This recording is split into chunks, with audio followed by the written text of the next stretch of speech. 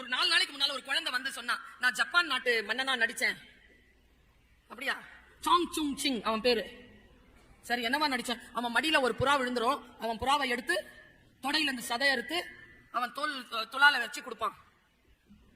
யாரு? ஜப்பான் நாட்டு அரசன். அது ஜப்பான் நாட்டு அரசன் இல்ல, நம்ம சோழ நாட்டு அரசன், நம்ம சிபி சக்கரவர்த்தி. அவங்க இப்படி எடுத்துக்கிட்டாங்க. 2004ஆம் ஆண்டு நம்முடைய தமிழ் 1000 ஆண்டுகள் புகழ் பெற்றது என்பதனை சொல்லுவதற்காக அளிக்கப்பட்ட தரவுகளில் ஒன்று முத்தொள்ளாயிரம். 41 இலக்கியங்களில் முத்தொள்ளாயிரம் உண்டு. முத்தொள்ளாயிரத்தை எழுதிய ஆசிரியர் யார் என்று தெரியாது, அவ்வளவு பழமையானது. அந்த முத்தொள்ளாயிரத்தில் சிபி தன் தொடையில் இருந்து சதையை அறுத்து தந்தான் என்று அந்த முத்தொள்ளாயிரம் ஆசிரியர் சொல்லுகிறானே, அதுக்கு 2 வார்த்தை போட்டா மிரண்டு போனங்க. நான் எத்தனையோ நாளாக படிக்கிறேன். இந்த சபையில் தான் பேசப்பட்டது.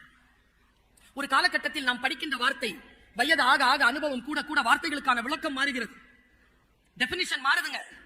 20 வயசுல சரின்னு பட்டது 40 வயசுல தப்புன்னு படுது, 40 வயசுல சரின்னு பட்டது 60 வயசுல தப்புன்னு படுது. சில நேரங்களில் 20 வயசு தப்புன்னு பட்டது 40 வயசுல சரின்னு படுது. டெபினிஷன் மாறுது இல்ல. அவன் சொல்றான், சிபி சக்கரவர்த்தி சதை அறுத்து கொடுத்தானே, அது கொடை வீரமா இல்லை படை வீரமான்னு கேக்குறாங்க. கொடை ஒரு பொருளை எடுத்து தருவதற்கு வீரம் இருக்கணுங்க. வீரம் இல்லனா பாக்கெட்ல இருந்து காசை எடுத்து அடுத்தவங்களுக்கு கொடுக்க முடியாது.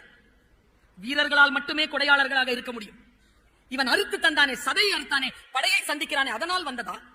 இது என்ன? இது மன திட்பம் இல்லாமல் கொடை தன்மை நடப்பதற்கு வாய்ப்பே கிடையாது. கொடையாளர்களாக ஒருவர் இருக்கிறார் என்றால் நல்லா தெரிஞ்சுக்கோங்க, கொடையாளர்கள் வீரர்கள்.